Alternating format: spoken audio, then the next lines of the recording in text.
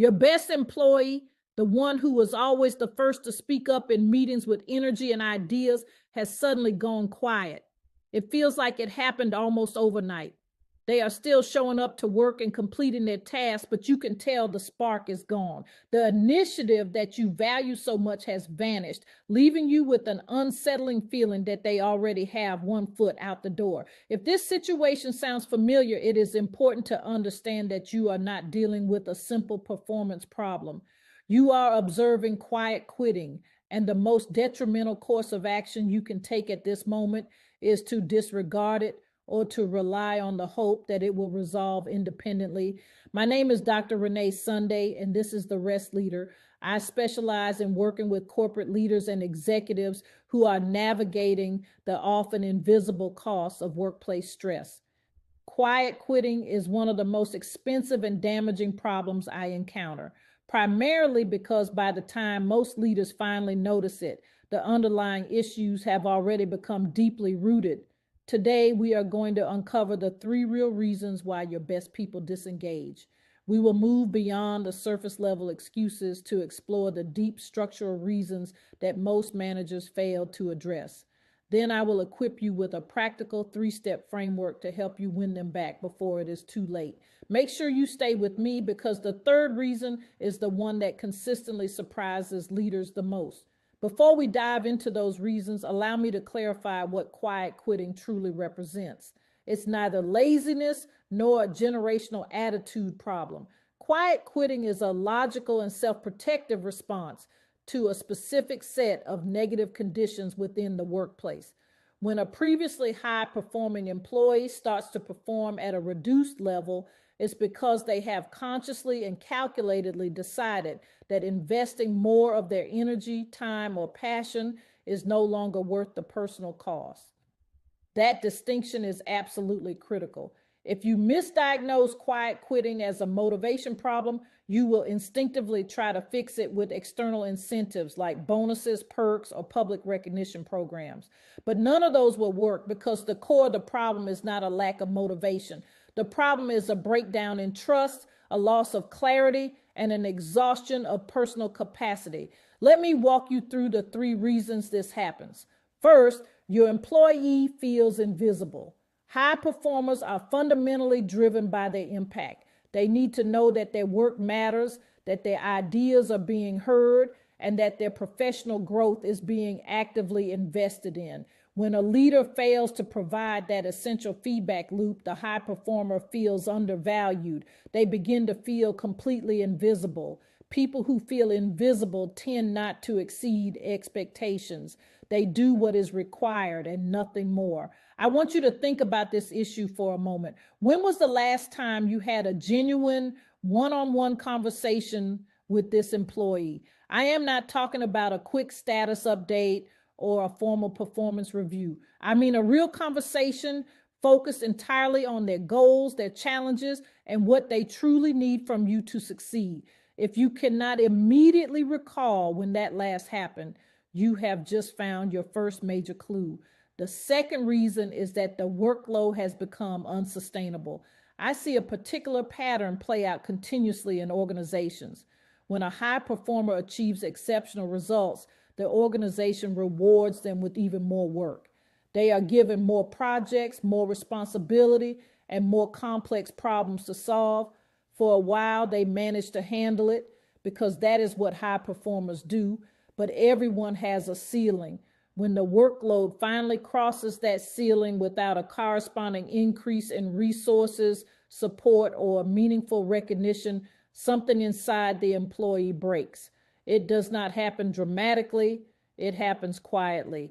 The high performer simply ceases offering additional projects. They stop staying late. They fiercely guard their time and energy, realizing those are their only remaining resources. This is not a sign of disengagement. It is a clear act of survival. If you don't fix the overload, they won't just quit. It will be actual quitting. Now, for the 3rd reason, and this is the one that catches most leaders completely by surprise, they have lost all clarity about where they are going within the organization. High performers are not just motivated by the satisfaction of doing good work today. They are powerfully motivated by a compelling vision of where that work is taking them tomorrow. They need to know the answer to this question.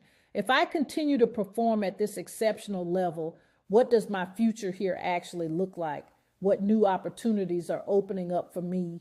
What am I building toward in my career? When that clarity vanishes, the drive to excel vanishes along with it.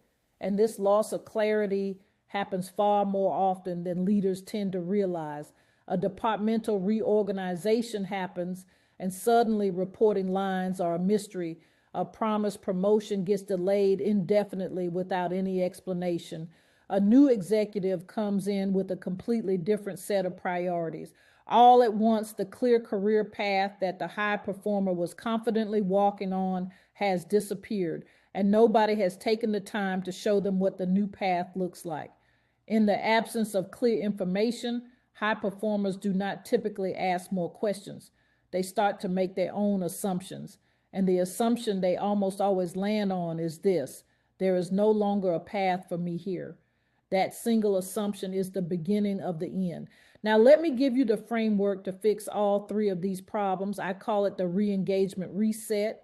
It consists of 3 steps that you can begin implementing in your very next one-on-one meeting. Step 1 is to make them visible again. You need to schedule a dedicated one-on-one meeting that is not about discussing tasks or deliverables. The only item on the agenda should be your desire to understand what is working for them and what is not. Ask them 3 specific questions. First, what part of your work is giving you the most energy right now? Second, what part of your work is draining your energy? And third, what is one thing I could do differently as your leader to better support you? Then just listen. Do not get defensive. Do not try to explain away their concerns. Simply listen and take notes. The simple act of asking these questions and then genuinely receiving the answers immediately begins to rebuild that crucial feeling of being seen and valued. Step 2 is to audit the workload together. Bring a comprehensive list of everything on their plate to your next meeting. Go through it item by item and ask a straightforward question for each one. Is this the absolute best use of your unique skills and valuable time? You will discover that some tasks are essential, but many others can be delegated, automated, or eliminated entirely. The goal here is to maintain a reasonable workload. The goal is to strategically remove the low-value work that is consuming their capacity without contributing to their growth or the team's most important outcomes. When a high performer sees you actively protecting their time and energy, it sends a powerful message. It says, I see how much you are carrying, and I am invested in making your role sustainable for the long term. Step 3 is to rebuild the path. It is time to have a direct and honest conversation about their future with the company. This cannot be a vague conversation about their potential. It must be a specific conversation about what the next 12 months could realistically look like for them if they continue to grow and perform. The reward does not have to be a formal promise of a promotion. It could be a stretch assignment that allows them to build a new skill. It could be a leadership opportunity on a high visibility project, or it could be a clear articulation of what specific benchmarks they need to hit to move to the next level, along with a firm commitment from you to actively support that journey.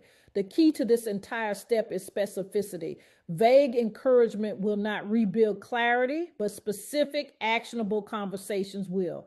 Here is the truth about quiet quitting that most leadership books are not going to tell you. Your best employees do not leave your company because they suddenly stop caring about their work. They leave because they have stopped believing that their caring is worth the effort. That belief does not change on its own. It changes because a leader decided to show up, pay attention, and make it abundantly clear that their contribution matters. That leader can be you, and you can start in your very next one-on-one. If this video has made you think, I invite you to take the next step. For leaders specifically, the Rest Leader offers a free 5-minute stress assessment. It will help you identify the specific pressure points in your leadership environment, the specific pressure points in your leadership environment that are putting your team at risk of disengagement and burnout. You can find the link in the description below. Go to restleader.com. And if you found this information valuable, please subscribe to the channel. Every week, I share practical, research-backed strategies to help leaders just like you build high-performing teams without burning out yourself or the valuable people you lead. I will see you in the next video.